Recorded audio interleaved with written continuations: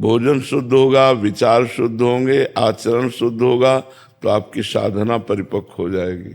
भोजन अशुद्ध, विचार अशुद्ध, आचरण अशुद्ध, तो आपकी साधना मलिन हो जाएगी, विक्षेप पड़ जाएगा, बाधा पड़ जाएगी।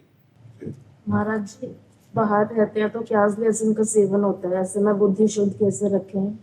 हाँ, प्याज लहसुन की बड़ी समस्या है कि जिनका मन स्वाद में फंस गया है तो प्याज लहसुन छोड़ना कठिन नहीं। इरादा पक्का हो जाए तो हम कह सकते हैं ना कि प्याज लहसुन बिना सब्जी दीजिए हमें। होटल में भी बोल सकते हैं हम कि आप प्याज लहसुन मत डालिए। तो अगर हम ये कहेंगे कि हमें मिलता ही नहीं है तो गलत बात है। बहुत से ऐसे आर्मी के जवान हैं जहाँ सब सुविधाएं हैं, मांस भी है, सब सुविधाएं, लेकिन वो प्याज लहसुन भी नहीं खाते। तो अगर हम चाहें तो हम बिना प्याज लहसुन का भोजन हमें मिल जाएगा। भाई हम पैसे दे रहे हैं, प्याज लहसुन नहीं डालना, वो नहीं डालेगा। अब जब हमें स्वाद की बात आएगी तो फिर अब बिना प्याज लहसुन का भोजन सात्विक भोजन होता है और वो स्वाद नहीं आता जो प्याज लहसुन से, वो स्वाद नहीं आएगा। वो स्वाद सात्विक पुरुषों को प्रिय है। अगर हम सात्विक भाव लाना चाहें तो हमें छोड़ना पड़ेगा। प्याज लहसुन कोई पाप नहीं है खाना, पर वो तमोगुणी है, वो भजन विहीन वृत्ति पैदा करता है। इसलिए जैसे मसूर की दाल कोई पाप थोड़ी है, लेकिन सात्विक भाव वालों ने मसूर की दाल का त्याग किया है। जैसे बैंगन फल है, कोई उसमें सब्जी है, कोई त्याग वाली बात, लेकिन सात्विक भाव वाले ने त्याग किया। तो कुछ ऐसी चीजें हैं जो पाप नहीं है पर वो तमोगुणी है, इसलिए उसका त्याग किया गया है। तो हमें लगता है हमें पवित्र बुद्धि जो भगवान में लगानी है वो प्राप्त करने के लिए कोशिश करें कि प्याज लहसुन छोड़ दे। कोशिश करें, कोशिश करने से सब कुछ हो जाता है, सब कुछ हो जाता है। जब हम कोशिशें नहीं करेंगे कि अब तो संसार में बिना प्याज लहसुन के भोजन ही नहीं मिलेगा, तो ऐसा नहीं। बहुत से नौकरी करते हैं, बहुत से बच्चे विद्यार्थी जीवन में वो प्याज लहसुन नहीं खाते, दीक्षा लिए हुए हैं। तो हमें लगता है अगर हम प्रयास करें तो सफलता हमें मिल सकती है। और महाराज जी, परवा जैसे उपांशुक नाम जप करते हैं तो मन में अन्य विचार चलते रहते हैं, तो उससे वो नष्ट हो जाएंगे, वो अन्य विचार नष्ट हो जाएंगे। बस उपांशु जप चलना चाहिए, अन्य विचार अपने आप नष्ट हो जाएंगे। आप उपांशु जप करते। विकास भटनागर जी, मुंबई से।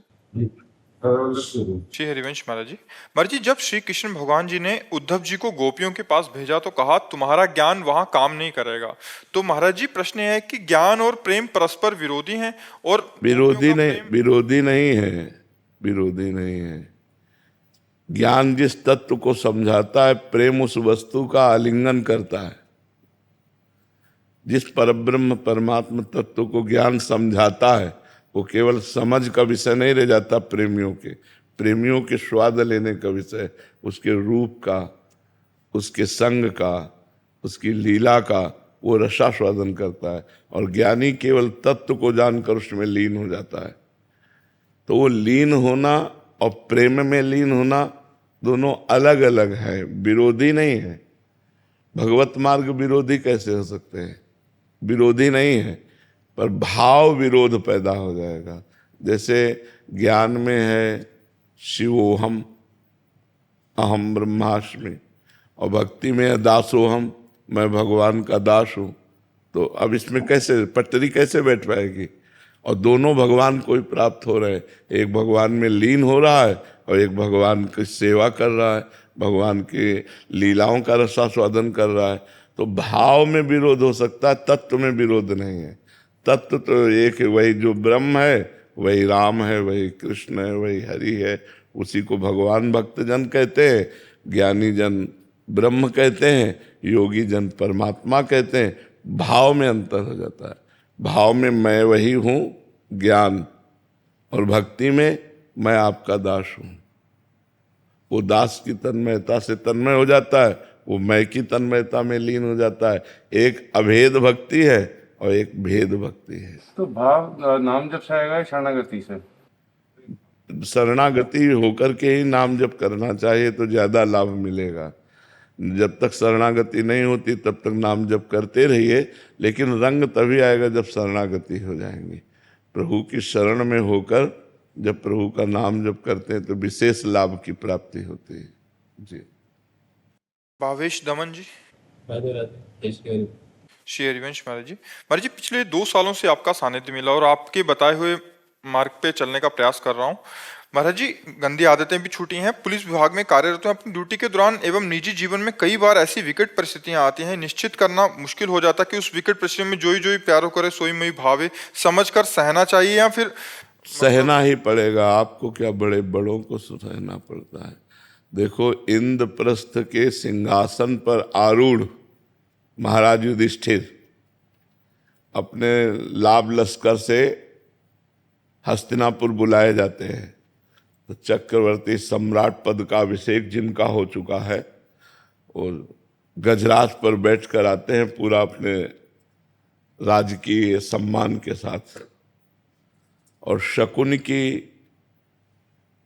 जो कपट भरी बुद्धि है उससे वो परास्त हो जाते हैं और 12 वर्ष का वनवास और 1 वर्ष का अज्ञातवास उस महापुरुष को मिलता है जो इतना भी पाप नहीं करता, इतना भी पाप नहीं करता। धर्मराज युधिष्ठिर, धर्मराज मतलब हम लोग धर्म से चलना चाहते हैं, वो धर्मराज है स्वयं। धर्मराज युधिष्ठिर कहा गया नहीं, धर्म के राजा है वो। लेकिन ऐसे महापुरुष को भी छली लोगों ने 12 वर्ष का वनवास, 1 वर्ष का अज्ञातवास और बड़ा कष्ट भोगा उन्होंने। पर विजय उन्हीं की हुई क्योंकि धर्म से चलते थे और कौरवों का विनाश हुआ। तो ऐसा नहीं कि धर्मात्मा पुरुष के जीवन में संकट नहीं आते, बहुत बड़े बड़े संकट आते हैं, पर नाम जप करते हुए भगवान उनको पार कर देते हैं। बड़ी समस्या, ये संसार संकट का घर है। कोई व्यक्ति ऐसा नहीं है जिसको विपत्ति ना आवे, समस्या ना आवे, परेशानियां ना आवे, संघर्ष ना आवे। ये सबके जीवन में आता है। बस धैर्य पूर्वक चुपचाप सहो, नाम जप करो तो भगवान के आश्रय से विपत्ति से निकल जाओगे। वो तुम्हें पीस नहीं पाएगी, और अगर भगवान का आश्रय नहीं तो मिटा देगी। अगर भगवान का आश्रय तो आप पार हो जाओगे। दुर्गेश कुमार जी, बिहार से। राधे राधे महाराज जी। महाराज जी, आपने एक सत्संग में कहा था कि बिना भगवान की कृपा के हम नाम जप नहीं कर सकते। तो अगर कोई भक्त नाम जप करता है और कभी उसका नाम जप छूट जाता है तो उस समय उस पर भगवान की कृपा नहीं होती? नहीं, भगवान की कृपा होती, त्रुटि हो जाती है। माया आकर्षण करती है ना, तो हमसे त्रुटि हो जाती है। एक बार भगवान की कृपा हो गई, आपका नाम जप शुरू हो गया, इसके बाद आप किसी वस्तु से प्रभावित होकर नाम जप छोड़ दिए, मान लो भोजन, किसी व्यक्ति से प्रभावित होकर नाम जप, तो ये हमारी गलती है। कृपा और गलती कि हम किस भोजन में इतना आसक्त हो गए कि भगवान को भूल गए, भोग में इतना आसक्त हो गए कि भगवान को भूल गए, परिवार में इतना आसक्त हो गए कि भगवान को भूल गए, समस्या में इतना पीड़ित हो गए कि भगवान को भूल गए। तो कई ऐसे क्षेत्र हैं जहां हम असावधान हो जाते हैं और भगवान का विस्मरण हो जाता है। इसी का नाम माया है। जो भगवान का विस्मरण करा दे वो माया, और जो भगवान की स्मृति में डुबो दे वही भक्ति। तो हम भक्ति को पकड़े, बार बार अभ्यास करें नाम जप का, इसमें भगवान की अकृपा नहीं है। पहली बात तो भगवान किसी पर भी अकृपा नहीं करते। वो इतने दयालु हैं, इतने महान हैं, इतने करुणामय हैं कि वो थोड़ी देर के लिए हमें लगेगा कि बड़ा अमंगल हुआ, भगवान की शरण में हैं, भजन कर रहे हैं, कोई ऐसी घटना घटती है, लगता है बड़ा अमंगल हो गया।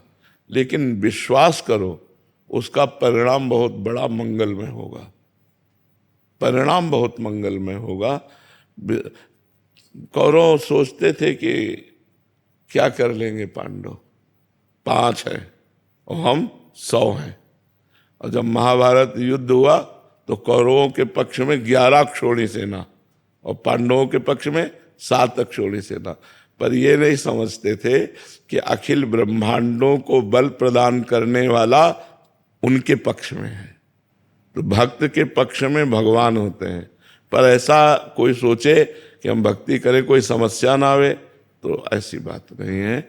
भक्तों के जीवन में बड़ी बड़ी समस्याएं आई हैं और उन्होंने भगवान के ही आश्रय से उसे पार किया है। तो हमारे ऊपर भगवान की कृपा है, हम किसी समस्या पे या किसी प्रलोभन पे या किसी भोगासक्ति पे इतना आसक्त ना हो जाए कि भगवान को भूल जाए। ये हमारी कमजोरी है, ना कि भगवान की अकृपा। सौरभ संदीप दोषी जी। मतलब श्री हरिवंश श्री हरिवंश महाराज जी। गुरुदेव भगवान भगवत गीता के अध्याय 13 में क्षेत्रज्ञ विभाग योग में भगवान कहते हैं कि शरीर क्षेत्र है और इसमें स्थित क्षेत्रज्ञ को जानना चाहिए। आगे वे यही कहते हैं कि प्रत्येक शरीर में परमात्मा रूपी प्रभु स्थित हैं। गुरुदेव, मेरी विनम्र जिज्ञासा है कि क्या इस शरीर के दो क्षेत्रज्ञ जीवात्मा और परमात्मा इसमें स्थित हैं, या जीवात्मा रूपी एक क्षेत्रज्ञ में परमात्मा ही स्थित है? एक ही है, पर दो दिखाई देते हैं तब तक जब तक बीच में दर्पण रहता है। जैसे हम शीशा रख लें तो हम दो दिखाई देंगे, एक शीशा के अंदर और एक ये। तो जब तक हम जीव भाव में है, ज्ञान का विषय है, तब तक परमात्मा और जीव भेद रहेगा। और जहां हम परमात्मा में तन्मय हुए, जीवत्व तो खत्म हुआ। जीवत्व होता देहाभिमान के कारण, शरीर में मैं होने के कारण उसी परमात्मा को जीव कह दिया गया। आपका स्वरूप भी परमात्मा स्वरूप है, पर साधना करने पर जब आपको अपने शरीर का राग त्याग करना होगा, स्थूल शरीर, सूक्ष्म शरीर, कारण शरीर, तब आप परमात्मा भाव को, और जब परमात्मा भाव को प्राप्त हो गए तो फिर दो नहीं, एक रहता है। तब एक रहता है, समझ रहे? तब तक दो है। जब तक शरीर भाव है तब तक दो है, और जहाँ शरीर भाव खत्म हुआ तो ब्रह्मविद ब्रह्म ही भवत। ब्रह्म को जानने वाला वो ब्रह्ममय हो जाता है। गोस्वामी जी ने एक चौपाई लिखी, सोई जानई जेहि देहु जनाई और जानत तुम्हें हो जाए। जो आपको जान गया वो आप ही हो गया, आप मैं हो गया। तो वहां फिर दोनों, जानत तुम्हें ब्रह्मविद ब्रह्म ही भवती। जब ब्रह्म को जान लिया जाता है तो ब्रह्ममय हो जाता है। विकास जी। राधे राधे। राधे राधे महाराज जी। महाराज जी, मेरे मन में ये प्रश्न बार बार उठता है कि मेरा जन्म इस संसार में क्यों हुआ? कोई व्यक्ति कैसे जान पाए कि वह किस कारण ईश्वर द्वारा इस लोक में भेजा गया? भगवत प्राप्ति के लिए हुआ है, अपने स्वरूप ज्ञान के लिए हुआ है। क्योंकि अन्य योनियों में हम स्वरूप ज्ञान प्राप्त नहीं कर सकते। भैंस गधा घोड़ा बन करके हम भगवत प्राप्ति नहीं कर सकते, हम मनुष्य बनकर ही कर सकते हैं। तो हमें चाहिए कि संसार के कार्य करते हुए जो मुख्य उद्देश्य है भगवत प्राप्ति, वो हम करते रहें। निरंतर नाम जप करते हुए भगवान की शरण में होकर भगवान को प्राप्त करें। यही तन कर फल विषय न भाई, भजी राम सब काम बिहाई। जो मनुष्य शरीर है इसका फल विषय भोग नहीं है, समस्त कामनाओं का त्याग करके भगवान की प्राप्ति है। जिसको ये समझ में आ गया वही जीत गया। नहीं फिर पुनरपि जननम पुनरपि मरणम पुनरपि जननी जठरे शयनम, बार बार जन्म बार बार मरण, यही सब चक्र चलता रहता है जी। कैप्टन अरुण। राधे महाराज। श्री हरिवंश महाराज जी, मैं पूर्व में भारतीय सेना अधिकारी थे, अब काफी लंबे समय से कह रहे हैं लंदन में रह रहे हैं। महाराज जी ये कह रहे हैं कि वहाँ जगन्नाथ जी के मंदिर में इनको मुख्य भूमिका निभाने का वो मिला। महाराज जी कह रहे हैं कि वहाँ कहीं ना कहीं दो गुट हो गए हैं, तो कह रहे हैं कि अब मेरे को मतलब ऐसे भेदभाव में मैं सच्ची सौहार्द और सच्ची भक्ति को पुनः स्थापित कैसे कर सकता हूँ? अपने को देखना है कि अपने स्वार्थ की पूर्ति की कामना का त्याग करके परमार्थ की पुष्टता के लिए जितना बैर विरोध रहित अधिकार मिल सके उतना कर लो। और जब लगे कि बहुत बैर विरोध हो रहा है तो छोड़ दो और एकांत में भजन करो, अपने घर में भजन करो। बैर विरोध भक्ति नहीं है, बैर विरोध भक्ति नहीं है। मान लो यहाँ लग रहा है कि यहाँ बैठने से झगड़ा होने वाला है, उठे चल दिए राधा राधा राधा। और अगर प्यार से हो रही सेवा तो भगवान की ही हो रही, अगर वैर विरोध हो जाए तो इस्तीफा दे देना चाहिए अपनी तरफ से। ये सब अगर करोगे तो भक्ति नहीं रहेगी, फिर वो वैर विरोध आ जाएगा, नहीं आ जाएगा जी। दिग्विजय जी। श्री हरि। श्री हरिवंश महाराज जी। महाराज जी, गुरु चरणों में प्रेम कैसे बढ़ता रहे महाराज जी? हमेशा गुरु आज्ञा में रहना। हाँ, गुरु आज्ञा में रहने से ही गुरु चरणों में प्रेम होता है। जैसी गुरु आज्ञा करें वैसा हम पालन करें तो गुरु चरणों में प्रेम हो जाएगा। और यदि हम गुरु आज्ञा का विरोध करें, उनके अनुकूल ना चलें, तो फिर द्वेष हो जाएगा। गुरु निंदा करने लगोगे, गुरु को मनुष्य मानकर उनके दोष दिखाई देंगे, फिर उनका वर्णन करोगे। मतलब कई तरह के बाहरी परिवेश ऐसे होते हैं जिनमें निंदा की जा सकती है, जिनमें निंदा की जा सकती है, पर उनकी स्थिति को समझना कठिन है। तो अब समझना होगा, अगर हम अपने गुरुदेव से प्रेम करना चाहते हैं तो समझना होगा, उनकी परिस्थिति समझना होगा, उनकी स्थिति समझना होगा। स्थिति अध्यात्म होती है और परिस्थिति मायामयी होती है। तो हमें चाहिए कि अपने गुरुदेव से प्यार करें माँ की तरह। जैसे मेरी माँ जैसी भी है, मेरी माँ है। माँ में थोड़ी देखा जाता है कि धनी है कि निर्धन है, माँ तो माँ है। गुरुदेव तो मेरे गुरुदेव। अच्छा, अगर हम गुरुदेव को परब्रह्म माने, क्योंकि वो परब्रह्म परमात्मा है, गुरुर ब्रह्मा गुरुर विष्णु गुरुर्देव महेश्वरा, गुरु साक्षात। हाँ महाराज जी, जैसे आपने अभी कहा कि जो दोष दर्शन करते हैं महाराज जी, तो इनको वैष्णव अपराध नहीं लगेगा?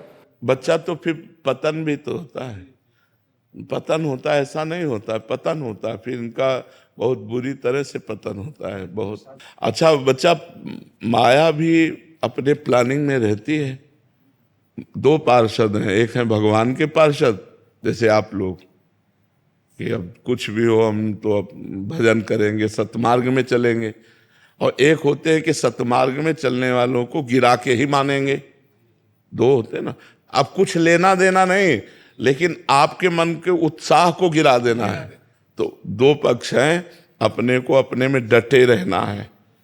अब विरोध तो बड़े बड़े सिद्ध महापुरुषों को, मीरा जी का विरोध नहीं हुआ, प्रहलाद जी का विरोध नहीं हुआ, नरसिंह मेहता जी का विरोध नहीं हुआ, बड़े बड़ों का विरोध होता है। इसलिए हमें चाहिए कि हम अपनी श्रद्धा बचा के रखें, अपनी श्रद्धा बनाए रखें। विरोध करने वालों का चश्मा अलग होता है और श्रद्धा वालों का चश्मा अलग होता है। तो हम अपने चश्मे को न बिगड़ने दें। दुर्योधन निंदा करता था भगवान श्री कृष्ण की, भगवान को भगवान ही नहीं मानता था। जब पांडवों के पक्ष से भगवान संधि कराने गए तो भगवान को भी बंदी बनाने का पूरा प्रयास किया, तब भगवान ने विराट रूप दिखाया भगवान का। तो इसलिए हमें चाहिए कि विरोधियों को भी नमस्कार करें और अपने भजन में लगे रहे। अगर विरोधियों का विरोध करेंगे तो वो हमारा विरोध कर रहे, तुम उनका विरोध कर रहे, बात तो एक ही हो गई। हमें विरोधियों का भी विरोध नहीं करना, नमस्कार करके चुपचाप भजन में चलना। सनी मान कोस्कर जी। राधे राधे। राधे राधे महाराज जी। महाराज जी, मैं कंपटीशन जो तैयारी करते हैं बच्चे IAS IPS, उन बच्चों को शिक्षित करता हूं। महाराज जी, आप पूछ रहे हैं कि शिक्षा में आध्यात्मिकता का स्थान क्या होना चाहिए महाराज जी? आध्यात्मिकता का स्थान तो सर्वोपरि है। जैसे बालक है, अगर वो पवित्र जीवन व्यतीत करे, जैसे ब्रह्मचर्य है, व्यसन रहित है, गंदी बातों से दूर है, गंदे दृश्यों से दूर है, तो एक बहुत अच्छा उन्नति करने वाला विद्यार्थी होगा, वो स्मृतिवान होगा।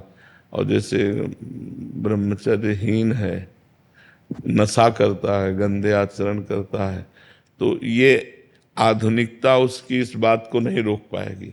आध्यात्मिकता ही उसे रोक सकती है। आध्यात्मिकता पवित्रता और भौतिकवाद से ऊपर उठाती है। आधुनिक पढ़ाई भौतिकवाद को पुष्ट करती नहीं, पुष्ट करती। तो भौतिकवाद पुष्ट होने में यही सुख नजर आते हैं, लेकिन अध्यात्म आत्म सुख की तरफ बढ़ाता है, भगवत सुख की तरफ बढ़ाता है। वो भौतिक सुखों की तरफ नहीं बढ़ाता है। भौतिक सुखों को कंट्रोल करके भोगता है, आधुनिकता हमको अधीन करके भोग भोगाती है, अध्यात्म भोगों को अधीन करके भोगा जाता है। कि जैसे मन कह रहा है कि हम गलत आचरण करें, तो वो उस समय विवेक पूर्वक काम करेगा कि नहीं, मुझे गलत आचरण नहीं करना, ये गंदी बात है, ये धर्म से विरुद्ध है। मैंने तो धर्म का ज्ञान और करना है या नहीं करना है शास्त्र के द्वारा प्रमाणित बात, ये अध्यात्म के बिना कैसे हो सकती है। तो अध्यात्म का सर्वोपरि स्थान है। हम ये नहीं कहते कि दिन भर माला चलावे, पर विद्यार्थी को जरूरी है कि वो 10-20 मिनट अध्यात्म की बातें रोज सुने या पढ़े। मान लो सुनने को नहीं मिलता तो शास्त्र से पढ़े। छोटी छोटी पुस्तिकाएं गीता प्रेस से प्रकाशित हैं जो अध्यात्म से युक्त हैं। ये करना चाहिए, ये नहीं करना चाहिए, ज्ञान हो। नहीं तो क्या होता है कि खेल खेल में, विनोद विनोद में कहीं ना कहीं हम फंस जाते हैं, और जिससे हम फंसते हैं वो वस्तु व्यक्ति हमारे चिंतन का परिवर्तन करता है। आंतरिक हम कमजोर हो जाते हैं, आंतरिक हमारा चिंतन तो अब पढ़ाई में जो चिंतन लगना चाहिए प्रसन्न होकर, वो उसमें लग जाता है। तो कहीं ना कहीं जो पराजय होती है, जो फेल होना होता है, जो हम ग्रहण नहीं कर पाते हैं, जैसे हमारा अंदर से कहीं चिंतन है तो आप क्या बोल रहे हैं कि मुझे समझ में नहीं आता, क्योंकि चिंतन हमारा अंदर और कहीं चल रहा है, और जो हमारा चिंतन आप जो बोल रहे हैं उसी पे है, तो हम उसे पकड़ पाएंगे। तो आंतरिक चिंतन को संभालना अध्यात्म का काम है। और चिंतन संभल गया तो चाहे वो भगवान का चिंतन हो, चाहे विद्या का चिंतन हो, चाहे किसी विषय का चिंतन हो, वो परफेक्ट उसमें रहेगा। तो हमें लगता है विद्यार्थियों को ब्रह्मचर्य से रहना चाहिए जब तक ब्याह ना हो, और व्यसन का त्याग करना चाहिए। कोई नशा नहीं होना चाहिए, और किसी तरह गंदे दृश्यों को देखना, गंदी बातें नहीं होनी चाहिए। तो बहुत अच्छे विद्यार्थी बन जाएंगे, वो उन्नतिशील हो जाएंगे, या वो बहुत अच्छे अध्यापक बन जाएंगे, बहुत अच्छे जज बन जाएंगे, बहुत अच्छे वकील बन जाएंगे, बहुत अच्छे नेता बन जाएंगे। जो पवित्र आचरण है वही अग्रसर हो सकता है, समाज सुख को प्रदान कर सकता है। नहीं तो वो गंदा आचरण वाला, गंदा विचार वाला, वो शोषण कर सकता है, पोषण नहीं। जी।